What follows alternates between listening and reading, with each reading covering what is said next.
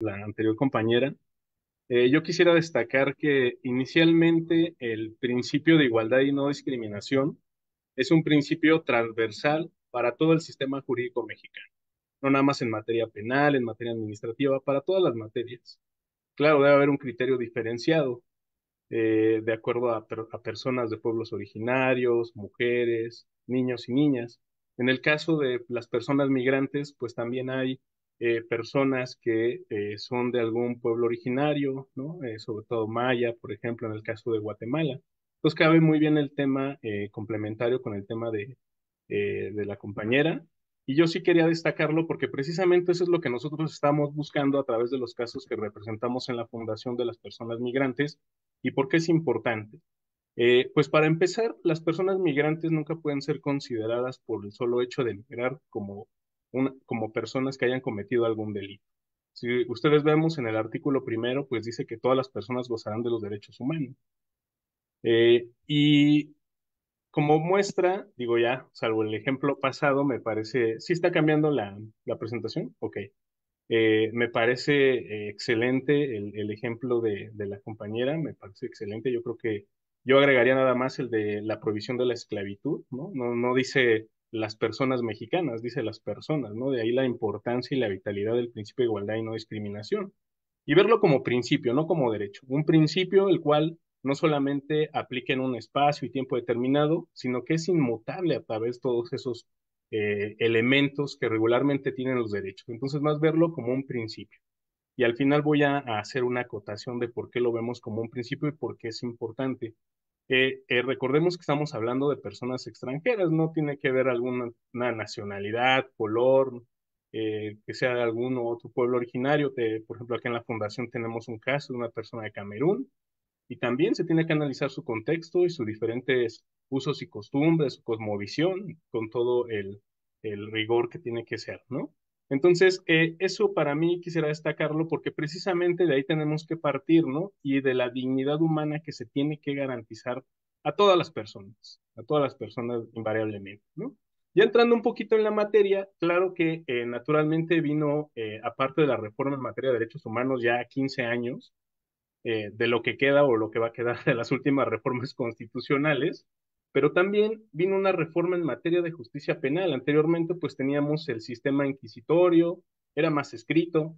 Recientemente, pues el sistema vino a oralizar todas las audiencias, que sea acusatorio, que sea adversarial, que haya intermediación, y precisamente quitó el monopolio de la acción penal al Ministerio Público y también contribuyó con una figura que se llama asesor jurídico. En eso vamos a centrar nuestra exposición. Pero antes de entrar a eso, cabe recordar que el mismo artículo 21 dice que los arrestos administrativos, todos esos que vemos en los medios de comunicación que hace Guardia Nacional, policías locales, policías estatales, pues tienen todos esos arrestos no pueden exceder de más de 36 horas. Inclusive ya en el amparo 429 diagonal 2000, ahí es 2024, está mal, de una vez lo corregimos para darles el dato correcto, ya establece que debe elaborarse un control de detención. ¿Por qué es importante este control de detención? Precisamente porque independientemente de la persona, de la nacionalidad que sea, pues uno de los elementos, ya lo dijo la compañera, a ver, el intérprete, aquel que no solamente traduce el idioma, sino también el contexto de la persona. Ahí encontramos un primer reforzamiento que debe de tener, pero también en el caso de las personas migrantes, pues la asistencia consular. Y algo que es muy importante, el tema de la asistencia jurídica. De ahí la importancia también de la reforma, de la reforma al sistema de justicia penal en México. Ahora, si vas a cometer un arresto partiendo de que no es una persona que haya cometido un delito, pues no los puedes tener en prisiones. Tienes que garantizar las condiciones mínimas y por eso regresamos al tema de la dignidad humana. Tiene que haber agua potable, tiene que haber temas y medidas de protección civil. No tendrías por qué quitarle su celular para que se comunique con sus diferentes familiares y seres queridos. En realidad no están detenidos, están retenidos. Ahora, ¿en dónde entrarían aquí las garantías para poder denunciar temas como corrupción, temas como una detención ilegal, como un abuso de autoridad? Pues sinceramente no las hay, tendrán que ser los órganos de control interno. las personas que más o menos tienen una idea de qué mecanismos hay en México, pues promueven un tipo de juicio de amparo para evitar estas retenciones ilegales. Pero en realidad, actualmente el estándar de protección hacia las personas migrantes, pues no existe y es oportuno irlo definiendo en el sistema jurídico mexicano. Y este es un elemento nada más que nos da el artículo 21. Ahora, eh, ¿quiénes son las personas que son partícipes en un proceso penal? ¿No? Pues en la reforma se estableció que la figura del juez de control, por un lado, que es el árbitro de la contienda judicial, por el otro lado tenemos a la Fiscalía General de la República, que igual va a integrar las carpetas de investigación para definir si se cometió o no se cometió un delito, y aquí la figura del asesor jurídico que vino a instaurarse en el artículo 20 constitucional, en el apartado C, lo primero que te dice es que todas las víctimas, y por eso les digo que es importante el principio de igualdad y no discriminación, todas las víctimas, no nada más los migrantes, todas las víctimas, estatales, federales, también mexicanos, todos tenemos estos derechos, todos nos aplican a todos. Entonces, ¿quién viene a representarnos como figura pública en la asesoría jurídica? Pues la Comisión Ejecutiva de Atención a Víctimas, así como a su vez anteriormente a los imputados y a las defensas, pues pueden tener un defensor particular o un defensor público a través de la Defensoría Pública Federal. ¿Qué es lo que está ocurriendo actualmente con la asesoría de la Comisión Ejecutiva de Atención a Víctimas?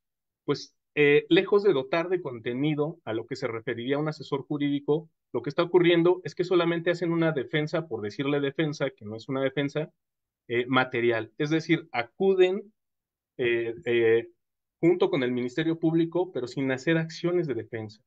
Entonces, yo de los casos que hemos llevado me puedo pronunciar con el tema de la práctica y me hago responsable de que el sistema de justicia penal no garantiza, no tiene mecanismos suficientes para procesar casos de graves violaciones a derechos humanos.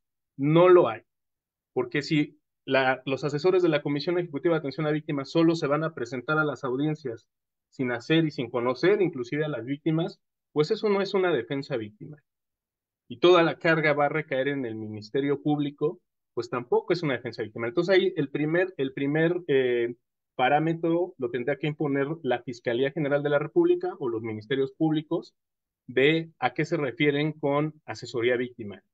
El segundo control tendrá que venir por el juez de control. Es decir, así como el juez le pregunta a los imputados, a los que cometen los delitos o probables, ¿no? Personas que cometieron un delito, ahora imputados, de si están de acuerdo con su defensa, pues igual acá tendrán que estar preguntándole a las víctimas si están de acuerdo con la atención que les está brindando la Comisión Ejecutiva de Atención a Víctimas. Entonces, ese es el gran descalabro que actualmente impera en el nuevo sistema de justicia penal y que no garantiza el procesamiento de graves violaciones a derechos humanos. Ahora, nosotros estamos acompañando el caso de ocurrido el 27 de marzo, diagonal 2023, en la estancia provisional de Ciudad Juárez, donde pues fallecieron 40 personas y 27 resultaron gravemente lesionadas. Ustedes dirán, bueno, ante un caso de graves violaciones a derechos humanos, yo creo que esta era una prueba en la cual, pues, el nuevo sistema de justicia penal tuvo que haber garantizado y haber hecho una investigación pulcra en la más extensión de la palabra, ¿no? Y no hacer una investigación fast track, nada más para cumplir con el requisito de que se está investigando en un caso de graves violaciones a derechos humanos y donde hay 40 homicidios y 27 personas gravemente lesionadas. Claro, pareciera ser que hay una investigación y procesamiento de casos, pero no es así. ¿En qué está este caso, no? Por ejemplo, estamos participando como asesores jurídicos, para que no digan, no, ya, pues, tú cómo te atreves a decir eso, sino estamos acudiendo a las audiencias, ¿no?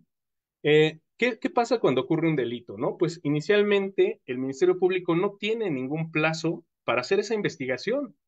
Tiene un plazo indeterminado. Bueno, pues abócate, te allegas de entrevistas, de testigos, de dictámenes periciales, que es otra de las piedras angulares del nuevo sistema de justicia penal, que con elementos científicos irrefutables, pues se pueda llegar a una verdad y esa verdad se pueda procesar en un juicio para imputarle un delito a una persona.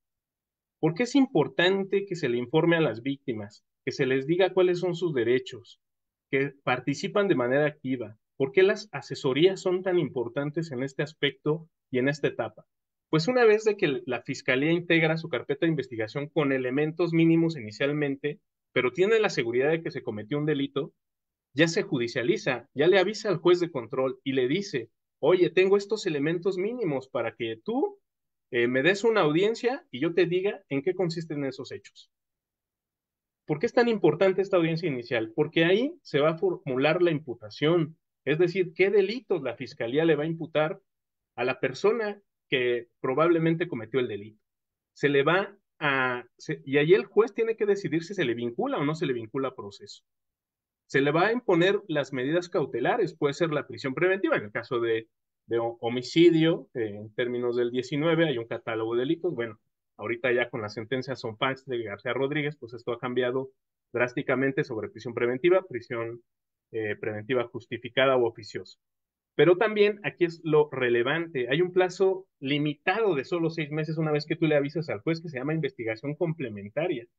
Si tú ya no alegas aquí, ya no pueden variar los hechos bajo el cual se haga esa imputación, ni puedes agregar hechos novedosos. De ahí la importancia y la participación de las víctimas y las asesorías.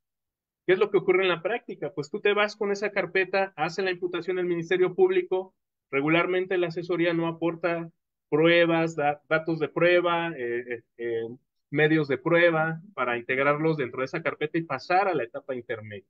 Eso es lo que está ocurriendo. Ahora, ¿qué está ocurriendo en el tema de las personas migrantes? Pues es mucho peor porque ni siquiera viven en el territorio mexicano. En el caso de Juárez, pues son de Venezuela, de El Salvador, de Guatemala, de Honduras. Ni siquiera tenían conocimiento que existía una investigación. Ni siquiera tenían conocimiento que una sola investigación se había fragmentado en 7 procesos que ven allá abajo. Ni siquiera sabían los mismos asesores públicos presentado con las víctimas, ni sobrevivientes, ni de los núcleos familiares de víctimas fallecidas. Entonces, por eso nosotros sostenemos que el nuevo sistema de justicia penal aquí tiene, y yo creo que seguirá teniendo una deuda con los casos de graves violaciones a derechos humanos de las personas migrantes. Otra de las garantías que se tienen es el juicio de amparo, porque ustedes dirán, bueno, y si se han detectado todo eso, ¿qué han hecho ustedes, no? Bueno, pues parte de identificar por etapa procesal, y no solo por etapa procesal, sino también por las omisiones que nosotros consideramos que hubo durante la investigación, pues es promover los mecanismos ordinarios, que ordinariamente se conocen como recursos innominados en términos del 258 del Código Nacional de Procedimientos Penales o 333. Son audiencias ante el mismo juez de control en el cual tú le dices, yo no estoy de acuerdo con esta etapa que está desahogando el Ministerio Público, el juez decide, sin embargo, el juez ha sido complaciente al decir que si estuvo la Comisión Ejecutiva de Atención a Víctimas, pues ya se cumplió el tema de la defensa victimaria, ¿no? Nosotros no compartimos eso por todos los elementos que ya les dije que se tuvo que haber solicitado o al menos informado a las víctimas y a los núcleos familiares de las víctimas. Entonces promovimos ese juicio de amparo, dentro de otros 7 juicios de amparo que hemos promovido por temas de la fragmentación en los 7 procesos. Era una sola investigación, pero ahora tenemos 7 procesos penales allá en Ciudad Juárez, Chihuahua. Hemos promovido elementos, datos de prueba, medios de prueba para robustecer la investigación y se garanticen los derechos de las víctimas. Y también pues algunas omisiones o algunas disconformidades que hemos tenido con la Fiscalía General de la República y actualmente está suspendido el proceso en investigación complementaria hasta en tanto se decida por parte del Poder Judicial pues si se violaron o no violaron los derechos de las personas migrantes en la investigación y en las audiencias iniciales. Y bueno, no nada más con eso, sino también hacer la invitación, ¿no? Porque parte de ello es que también hemos solicitado, ¿no? Muchas veces dicen los jueces, dicen las organizaciones, las instituciones públicas, bueno, pues mete tu queja, mete tu denuncia. Bueno, todo eso lo hemos hecho. Y también un mecanismo que casi no se utiliza con efectos expansivos es lo que se conoce como solicitud del ejercicio de la facultad de atracción. Es decir, como todos estos hechos son novedosos y hay lagunas constitucionales en el nuevo sistema de justicia penal, pues todo eso lo hemos solicitado a la Suprema Corte de Justicia de la Nación. Claro que todo esto no lo iban a poder hacer las personas migrantes y menos los núcleos familiares desde sus diferentes contextos. Muchos viven en los contextos históricamente desaventajados, ¿no? Con medios mínimos. Pero precisamente este caso, en el tema, si hacemos un comparativo con lo que les decía yo de la defensa adecuada, esto ya lo revisó la Corte. La Corte, en lo que se refiere a defensa adecuada en los amparos directos 1182, diagonal 2008 y 1183 por el ministro Gutiérrez Alcántara, él ya fijó, a ver, elementos mínimos es, claro, que debe de tener un asesor jurídico o un defensor público que cuente con un cédula, ¿no? Mínimo, ¿no? No sea coyote, ¿verdad? Que haya una ausencia sin justificación de pruebas, es decir, el asesor tendría que estar promoviendo que haya pruebas para garantizar los derechos de las víctimas migrantes, ¿no? Sobre todo sabiendo que no están en México, que a muchos su objetivo es llegar a otro país como Estados Unidos, eh, que no haya un silencio inexplicable. Nosotros revisamos la carpeta y había silencio inexplicable de la CEAB en más de 18 tomos, ¿no? O sea, de 33 que tiene esta investigación, ¿no? Ausencia de recursos, combatir con el términos de los mismos recursos que te da el Código Nacional de Procedimientos Penales, pero también con juicios de amparo. Omisión de asesorarlo de manera sustancial, este se cubre, o sea, les comento, ni siquiera cuando hay personas fallecidas se comunican con las familias en los diferentes contextos donde viven o en los diferentes países donde se encuentran las víctimas indirectas, los núcleos familiares. Y claro que el desconocimiento técnico profesional, esos son otros poquitos elementos para dibujar más o menos a qué nos referimos. Todo esto ya lo fijó la Corte para tema de defensa adecuada. Lo que pedimos nosotros, y por eso empecé con el tema de igualdad y no discriminación, es que para todas las víctimas, no nada más para las personas migrantes, para las personas de los pueblos originarios, para cualquier persona, cualquier ciudadano mexicano que se enfrente en un proceso penal en el fuero local o en el fuero federal, se le explique qué y cuáles son las obligaciones y facultades que tiene que cumplir el asesor, ya sea público o privado. Imagínense, este es un caso de migrantes, pero que impacta directamente en todos y cada uno de los derechos de las personas y ciudadanos que nos enfrentamos por cualquier situación a un proceso penal en el sistema jurídico mexicano. Por ahí dejo mi intervención y muchas gracias por su atención. Muchas gracias, Marcos, también por nuevamente el cuidado del tiempo. Aprovechando que quedan un par de minutitos de tu tiempo de exposición, hay una pregunta, bueno, hay varios mensajes también respecto de lo que anteriormente compartió la compañera Abigail, pero hay una pregunta muy concreta de Facebook de por qué la Fiscalía tiene un plazo indefinido para la investigación del delito. Sí, aquí hay que hacer una distinción entre el anterior sistema. Nosotros, por ejemplo, llevamos casos con el anterior sistema en el cual, pues, pareciera ser que se investigaba, pero hay casos de más de 15 años que no se judicializaban. Entonces te quedaba nada más juicio de amparo. Con el nuevo sistema de justicia penal, eh, tú puedes combatir a través del Código Nacional de Procedimientos Penales esas omisiones, que era el recurso innominado en términos del 258 del Código Nacional de Procedimientos Penales, y ya te vuelves una parte activa dentro del proceso.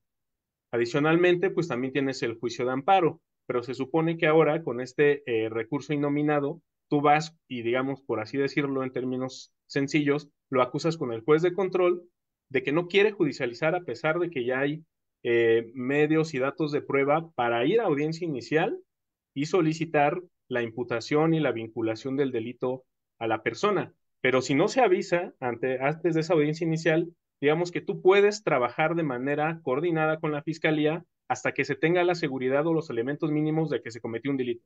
Por eso yo digo que hay una indefinición, claro, tampoco vamos a aventarnos 15 años como en el anterior sistema, sino más bien tener una coadyuvancia efectiva con la fiscalía y que tú tengas la certeza de que en esa audiencia inicial haya una vinculación. Porque tampoco tiene sentido de que tú vayas rapidísimo, hagas una investigación fast track, vas con el juez y el juez te diga no hay elementos para vincularlo y esa carpeta no haya servido de nada. La intención es que sí tengas esa investigación, ese lapso para que sea exhaustiva, imparcial, completa, pero con la seguridad de que se tienen los elementos mínimos para vincular a proceso a una persona y entonces sí se avance a las siguientes etapas en un proceso penal. Muchísimas gracias, Marcos. Y hay un comentario de Rogelio.